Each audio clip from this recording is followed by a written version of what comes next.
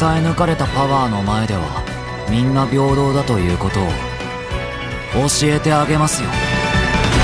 तो फाइनली यहाँ पे एनीमे एक्सपो 2026 अब ऑफिशियली तौर पे स्टार्ट हो चुका है और हाँ डे 1 ऑलरेडी स्टार्ट हो चुका है। और ये जो एनीमे एक्सपो 2026 का जो इवेंट होने वाला है वो यहाँ पे 2 जुलाई से लेकर 5 जुलाई तक चलेगा, जिस पर यहाँ पे आप लोगों को मल्टीपल एनीमे न्यूज सुनने मिलेगी। और आज की वीडियो में डे 1 से कौन कौन सी एनीमे न्यूज अभी फिलहाल के लिए निकल कर आई है वो मैं आप लोग बताने वाला हूँ। तो ज्यादा टाइम वेस्ट ना करते हुए यहाँ पे एनीमे एक्सपो की न्यूज के बारे में बात करना स्टार्ट करे तो सबसे पहली न्यूज जो एनीमे एक्सपो से निकल कर आई तो वो आता है एलियन स्टेज के एनीमे सीरीज को लेकर, जो ऑफिशियली तौर पे अनाउंस हो चुका है कि ये प्रोडक्शन में है एंड ये भी आप लोगों को फ्यूचर में देखने मिलेगा। और इसके अलावा स्टार वॉर्स विजन के एनीमे के बारे में बात करें जिसका नाम है द 9th जेडी, तो यहाँ पे इस एनीमे का हमें new trailer and new anime का की विजुअल देखने मिल चुका है। जहाँ पे इसका ट्रेलर देखने बाद अगर आप लोग इस एनीमे को देखना चाहते हो तो ये एनीमे आप लोगों को डिज्नी प्लस के ऊपर 5 अगस्त के दिन देखने मिलेगा। फिर उसके बाद यहाँ पे टाइम को थोड़ा सा और फास्ट फॉरवर्ड करे तो अब आता है अक्टूबर का मंथ एंड अक्टूबर के मंथ में तो आप लोग को बहुत सारे एनीमेस देखने मिलेंगे। लाइक अगर आप लोग टोगन आनकी के सीजन 2 का वेट कर रहे हो तो टोगन आनकी के सीजन 2 का भी न्यू विजुअल ड्रॉप किया गया है, जहां पे ये अक्टूबर 2026 में ड्रॉप होगा।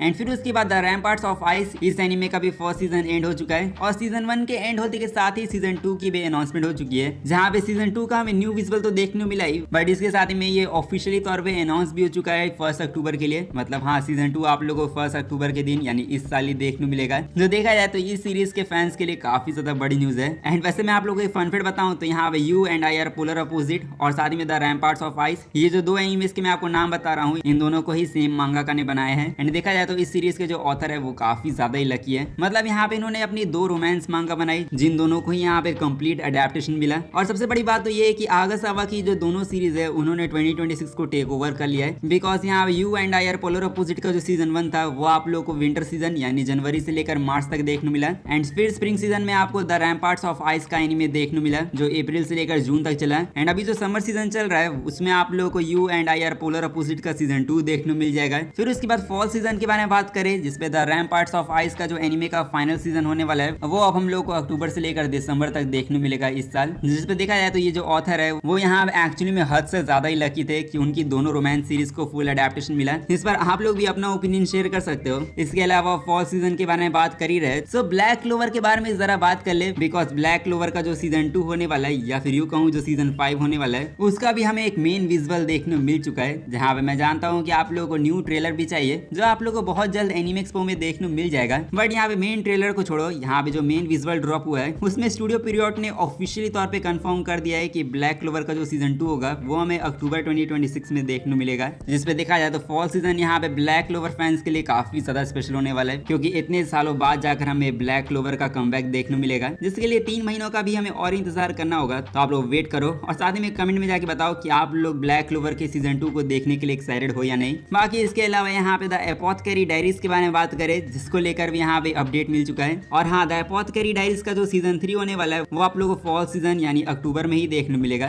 बट फॉल सीजन के अंदर इसकी एक मूवी भी आने वाली है जिसका यहाँ पे new trailer and new visual drop किया जा चुका है। और हाँ वैसे तो ये मूवी आप लोग पूछोगे कि कैनन है या नहीं, तो देखो आप लोग इसको कैनन ही मान के चलो, क्योंकि यहाँ पे इस मूवी की जो ओरिजिनल स्टोरी है उसको यहाँ पे इस सीरीज के ऑथर ने ही लिखा है। और हाँ इस मूवी के लिए इस सीरीज के ऑथर ने अलग से स्टोरी लिखी थी जो मूवी के फॉर्मेट में 11 दिसंबर के दिन रिलीज होगी जापान में, जिसमें हाँ ये 11 दिसंबर के दिन जापान में रिलीज होगी। फिर शायद अगले साल तक आप लोगों को ये मूवी वर्ल्ड वाइड भी देखने मिल जाए। अब हालांकि ये साल तो आप लोगों को बहुत सारी चीजें देखने मिलेगी बट अगले साल भी कंटेंट की कमी नहीं होने वाली है, बिकॉज विंटर 2027 में भी बहुत सारे एनिमेज आने वाले हैं। For example Monogatari series of end monster season, इसका जो कैरन ओगरी आर्क होने वाला है उसका एनिमे हमें नेक्स्ट विंटर में देखने मिलेगा। फिर उसके बाद अगर आप लोग मैशली मैजिक एंड मसल्स के काफी बड़े वाले फैन हो सो फाइनली सीजन 3 का न्यू ट्रेलर ड्रॉप कर दिया गया है, जो अगर आप लोगों ने अभी तक चेकआउट नहीं किया तो जाके चेकआउट करो, क्योंकि ट्रेलर की एनिमेशन काफी ज्यादा ही सॉलिड लग रही है। एंड देख कर ही लग रहा है कि इवन पिक्चर्स ने यहाँ पे पिछले सीजन के मुकाबले काफी अच्छा खासा इंप्रूवमेंट दिखाया है। और अगर आप लोग भी अब एनिमेशन को देखने बाद आपको ज्यादा एक्साइटेड हो रहे हो तो मैं बताना चाहूंगा कि सीजन 3 यहाँ पे फाइनल सीजन हो सकता है, क्योंकि इसके अंदर फाइनल एग्जाम आर्क को कवर किया जाने वाला है जिसका नाम है the tri magicathlon divine visionary final exam arc. तो हाँ यही फाइनल एग्जाम आर्क होने वाला है जो आप लोग को सीजन 3 के अंदर अंदर देखने को मिलेगा। तो हो सकता है कि सीजन 3 फाइनल हो या फिर सीजन 3 के बाद सीजन 4 भी आ सकता है। बट हाँ, सीजन 3 आप लोग को जनवरी 2027 में देखने को मिलेगा, ये मैं आप लोग बता देता हूँ। तो आप लोग अगर इसके लिए अब एक्साइटेड हो तो आप लोग इसी बात पे इस वीडियो को जाके लाइक कर दो, ताकि मैं भी देख सकूं कि कितने सारे लोग इस एनीमे को देखने के लिए एक्साइटेड है।